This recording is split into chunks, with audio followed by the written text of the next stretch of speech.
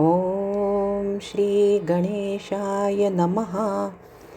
यस्य स्मरणमात्रेण जन्मसंसारबन्धनात् विमुच्यते नमस्तस्मै विष्णवे ब्रह्मविष्णवे। नमः समस्तभूतानामादिभूताय भूभृते अनेकरूपरूपाय विष्णवे ब्रह्मविष्णवे। वैशम्पायनुवाच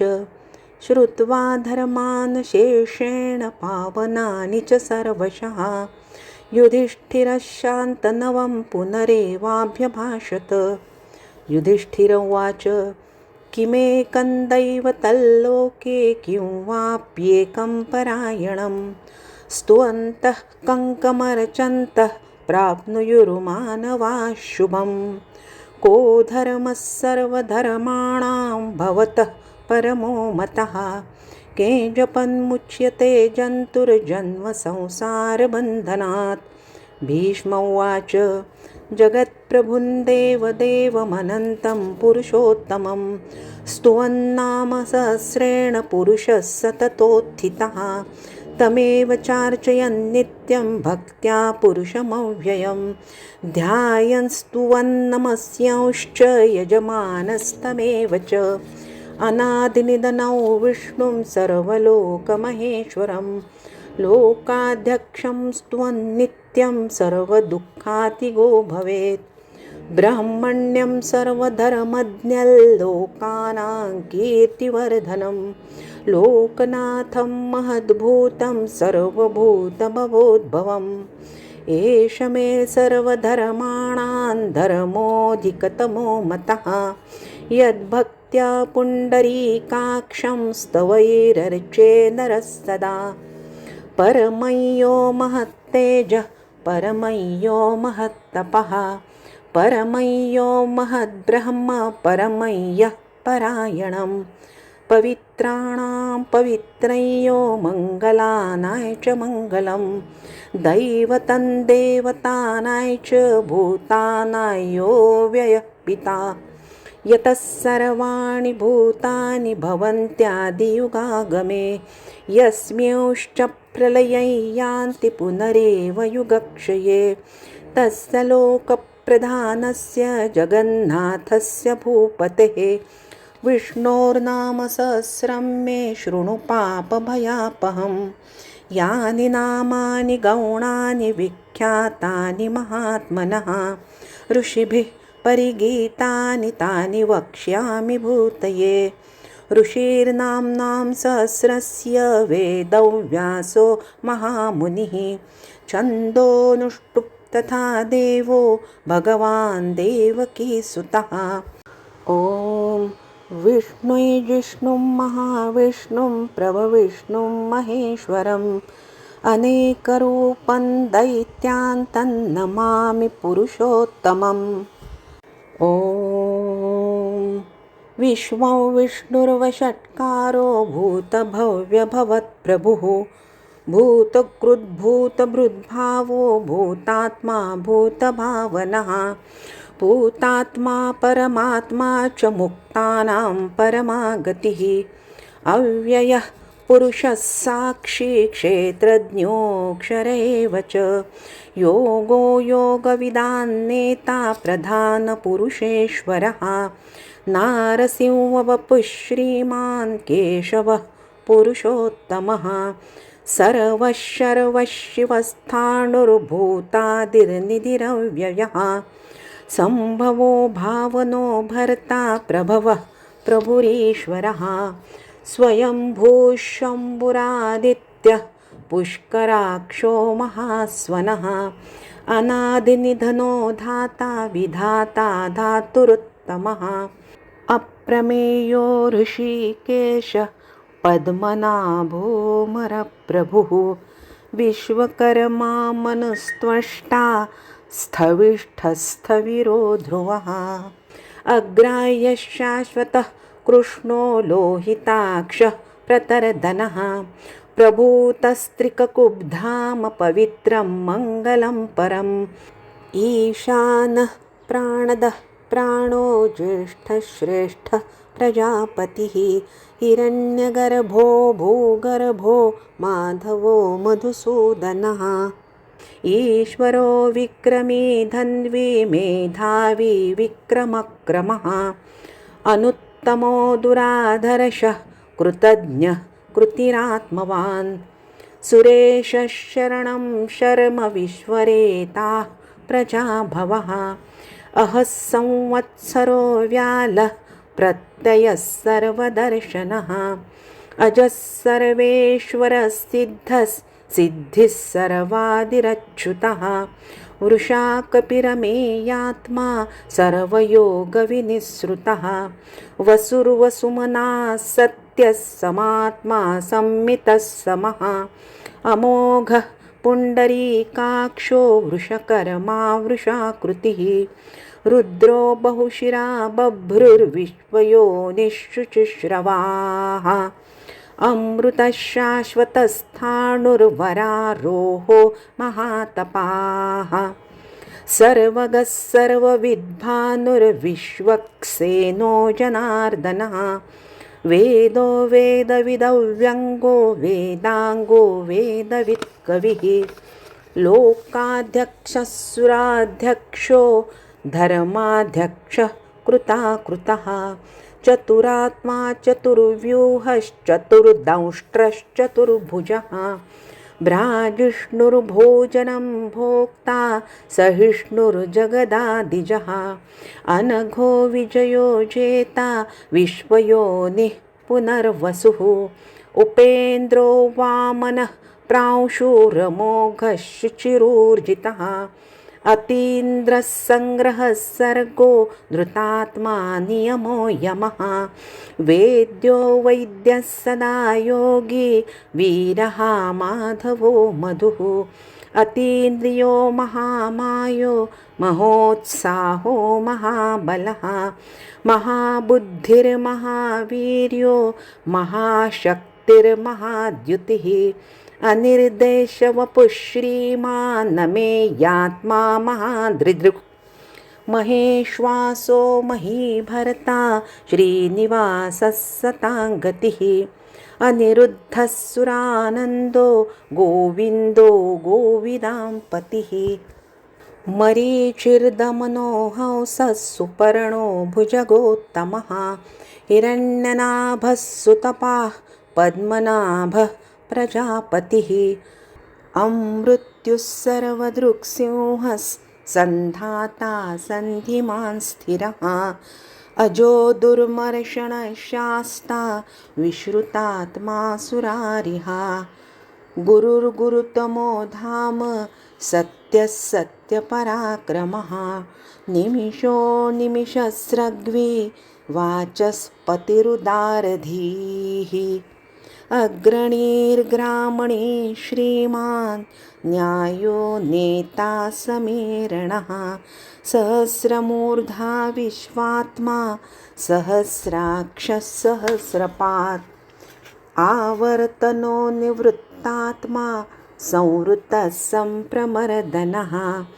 अहः संवर्तको वह्नि रनिलो धरणीधरः सुप्रसादः प्रसन्नात्मा विश्वधृक् विश्वभुक् विभुः सत्कर्ता सत्कृतः साधुर्जहन्नुर्नारायणो नरः असंख्येयो प्रमेयात्मा विशिष्टशिष्टकृच्छुचिः सिद्धार्थसिद्धसङ्कल्पः सिद्धिदः सिद्धिसाधनः वृषा हि वृषभो विष्णुर्वृषपर्वा वृषोदरः वर्धनो वर्धमानश्च विविक्तश्रुतिसागरः सुभुजो दुर्धरो वाग्मी महेन्द्रो वसुदो वसुः नैकरूपो बृहद्रूपः शिपिविष्टः प्रकाशनः ओजस्तेजोद्युतिधरः प्रकाशात्मा प्रतापनः रुद्धस्पष्टाक्षरो मन्त्रश्चन्द्रांशुर्भास्करद्युतिः अमृतांशूद्भवो भानुः शशबिन्दुः सुरेश्वरः औषधै जगतः सेतुः सत्यधर्मपराक्रमः भूतभव्यभवन्नाथ पवनः पावनो नलः कामः कामकृत्कान्तः कामः कामप्रदः प्रभुः युगादिकृद्युगावरतो नैकमायो महाशनः अदृश्यो व्यक्तरूपश्च सहस्रजिदनन्तजित् इष्टो विशिष्टशिष्टेष्टः शिखण्डी नहुषो वृषः क्रोधः क्रोधकृत्कर्ता विश्वबाहुर्महीधरः अच्युतः प्रथितः प्राणः प्राणदो वासवानुजः अपान्निधिरधिष्ठानमप्रमत्तः प्रतिष्ठितः स्कन्दस्कन्दधरो धुर्यो वरदो वायुवाहनः वासुदेवो बृहद्भानुरादिदेवः पुरन्दरः अशोकस्तारणस्तारः शूरः शौरिर्जनेश्वरः अनुकूलः शतावरतः पद्मी पद्मनिभेक्षणः पद्मनाभोरविन्दाक्षः पद्मगर्भः शरीरभृत् महर्धिरुद्धो वृद्धात्मा महाक्षो गरुडध्वजः अतुलः शरभो भीमः समयज्ञो हविर्हविः सर्वलक्षणलक्षण्यो लक्ष्मीवान् समितिजयः विक्षरो रोहितो मार्गो हेतुर्दामोदरः सहः महीधरो महाभागो वेगवानमिताशनः उद्भवः क्षोभणो देवः श्रीगर्भः परमेश्वरः करणं कारणं कर्ता विकर्ता गहनो गुहः व्यवसायो व्यवस्थानस् संस्थानस्थानदो ध्रुवः परर्धिः परमस्पष्टस्तुष्टः पुष्टः शुभेक्षणः रामो विरामो विरजो मार्गो नेयो नयो नयः वीरशक्तिमतां श्रेष्ठो धर्मो धर्मविदुत्तमः वैकुण्ठः पुरुषः प्राणः प्राणदः प्रणवः पृथुः हिरण्यगर्भः शत्रुघ्नो व्याप्तो वायुरधोक्षजः ऋतुः सुदर्शनः कालः परमेष्ठी परिग्रहः उग्रः संवत्सरो दक्षो विश्रामो विश्वदक्षिणः विस्तारस्थावरस्थाणुः प्रमाणं बीजमव्ययम् अर्थो महाकोशो महाभोगो महाधनः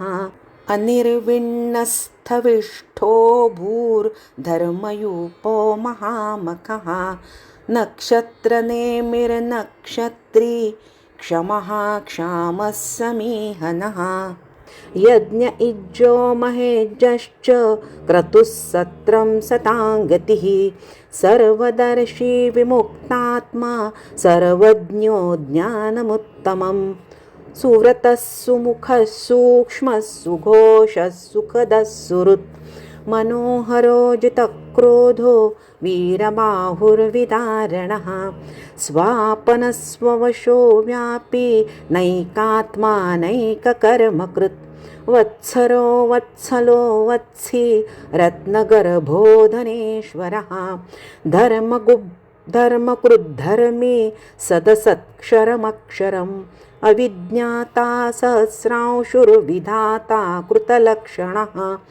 गभस्थिनेमिः सत्त्वस्थः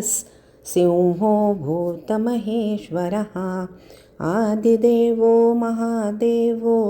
देवेशो देवभृद्गुरुः उत्तरो गोपतिर्गोप्ता ज्ञानगम्यः पुरातनः शरीरभूतभृद्भोक्ता कपीन्द्रो भूरि दक्षिणः सोमपो मृतपः सोमः पुरुजित्पुरुषत्तमः विनयो जयः सत्यसन्धो दाशार्हः सात्वतां पतिः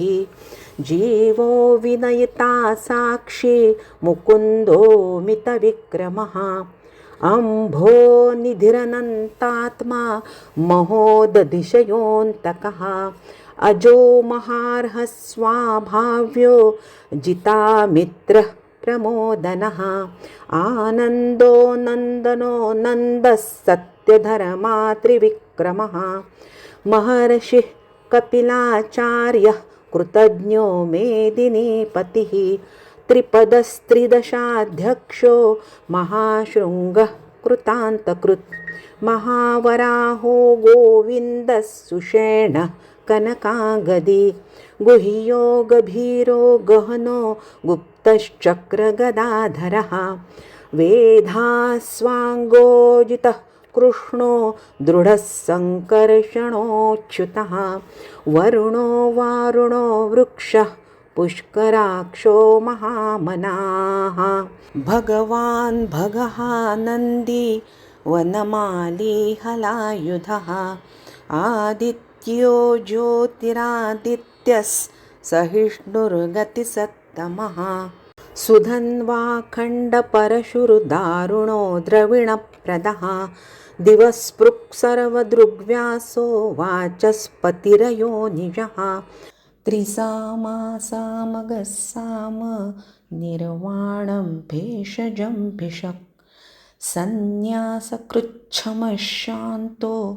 निष्ठा शान्तिः परायणम् शुभाङ्गः शान्तिदस्रष्टा कुमुदः कुवलेशयः गोहितो गोपतिर्गोप्ता वृषभाक्षो वृषप्रियः अनिवरति निवृत्तात्मा संक्षेप्ता क्षेमकृच्छिवः श्रीवत्सवक्षाः श्रीवासः श्रीपतिः श्रीमतांवरः श्रीदश्रीशः श्रीनिवासः श्रीनिधिः श्रीविभावनः श्रीधरः श्रीकरः श्रेयः श्रीमाल्लोकत्रयाश्रयः स्वक्षस्वङ्गशतानन्दो नन्दिर्ज्योतिर्गणेश्वरः विजितात्मा विधेयात्मा सत्कीर्तिश्छिन्नसंशयः उदीर्णः सर्वतश्चक्षुरनीशः शाश्वतस्थिरः भूषयो भूषणो भूतिर्विशोकः शोकनाशनः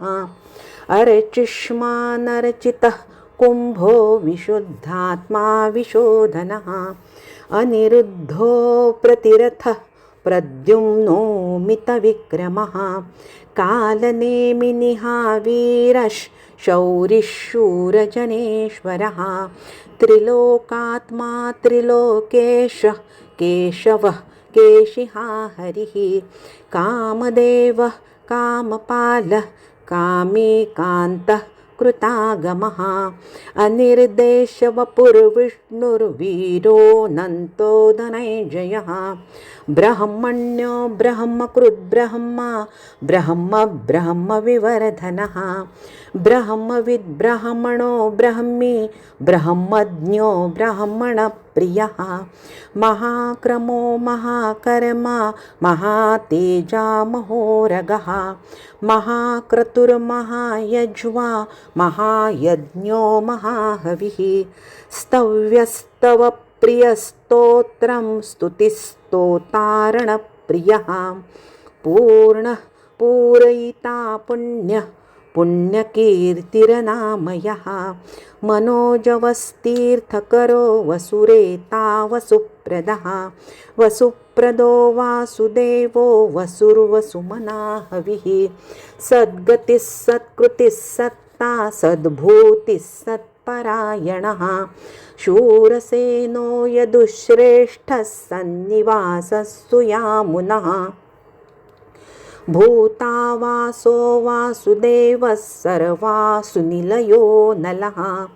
दर्पः दर्पदो दृप्तो दुर्धरोऽथा पराजितः विश्वमूर्तिर्महामूर्तिर्दीप्तमूर्तिरमूर्तिमान् अनेकमूर्तिरव्यक्तश्च तमूर्तिः शताननः एको नैकः सवः कः कियत्तत्पदमनुत्तमं लोकबन्धुर्लोकनाथो माधवो भक्तवत्सलः सुवर्णवर्णो हेमाङ्गो वराङ्गश्चन्दनाङ्गदी वीरः विषमशून्यो घृताशीरचलश्चलः अमानी मानदो मान्यो लोकस्वामी त्रिलोकदृक् सुमेधा मेधजो धन्यः सत्यमेधाधराधरः तेजो वृषोद्युतिधरः सर्वशस्त्रभृतां वरः प्रग्रहो निग्रहो व्यग्रो नैकशृङ्गो गदाग्रजः चतुर्मूर्तिश्चतुर्बाहुश्चतुर्व्यूहश्चतुर्गतिः चतुरात्मा चतुर्भावश्चतुर्वेदविदेकपात् समावर्तो निवृत्तात्मा दुर्जयो दुरतिक्रमः दुर्लभो दुर्गमो दुर्गो दुरावासो दुरारिहा शुभाङ्गो लोकसारङ्गस्तुतन्तुस्तन्तुवर्धनः इन्द्रकर्मा महाकर्मा कृतकर्मा कृतागमः उद्धवः सुन्दरः सुन्दो रत्ननाभः सुलोचनः अर्को वाजसनः शृङ्गी जयन्तः सर्वविजयी सुवर्णबिन्दुरक्षोभ्यः सर्ववागीश्वरेश्वरः महाहृदो महागर्तो महाभूतो महानिधिः कुमुदः कुन्दरः कुन्दः पर्जन्यः पावनो नीलः अमृतांशोऽमृतवपुः सर्वज्ञः सर्वतोमुखः सुलभः सुव्रतः सिद्धः शत्रुजिच्छत्रुतापनः न्यग्रोधोदुम्बरोऽश्वत्थश्चाणूरान्ध्रनिषूदनः सहस्रार्चिर्सप्तजिह्वः सप्तैधाः सप्तवाहनः अमूर्तिरनघोचिन्त्यो भयकृद्भयनाशनः अणुर्बृहत्कृशस्थूलो गुणभृन्निर्गुणो महान् अधृतस्वधृतस्वास्य प्राग्वंशो वंशवर्धनः भारभुत्कथितो योगी योगीशः सर्वकामदः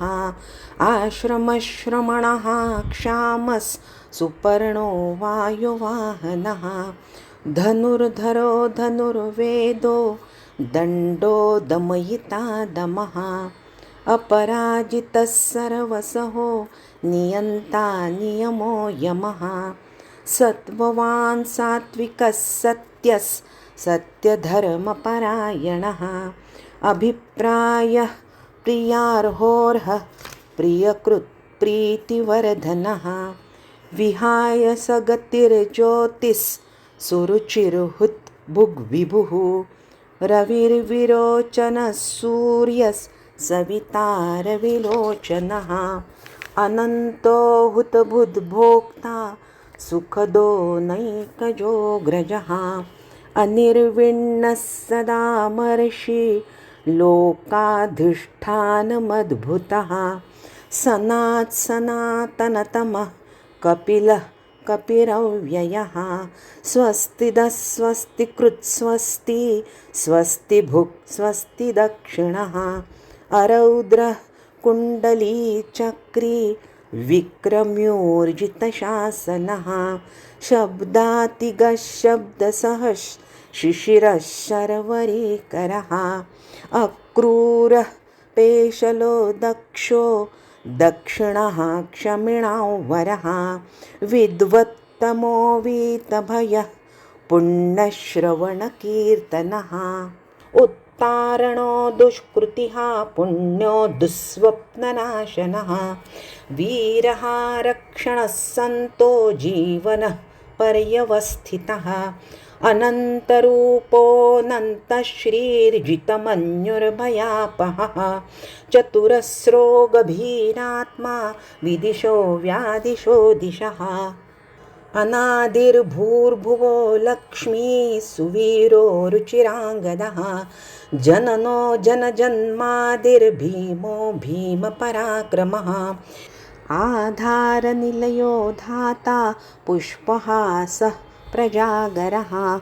ऊर्ध्वगत्सत्पथाचारः प्राणदः प्रणवः पणः प्रमाणं प्राणनिलयः प्राणभृत् प्राणजीवनः तत्त्वं तत्त्वविदेकात्मा जन्ममृत्युजरातिगः भूर्भुवः स्वस्तरुस्तारः सविता प्रपितामहः यज्ञो यज्ञपतिर्यज्वा यज्ञाङ्गो यज्ञवाहनः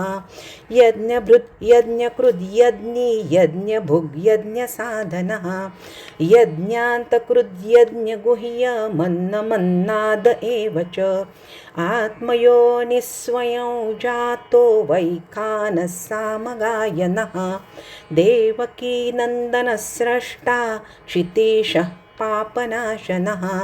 शङ्खभृन्नन्दकी चक्री शारङ्गधन्वा गदाधरः रथाङ्गपाणिरक्षोभ्यः सर्वप्रहरणायुधः ॐ नमः इति।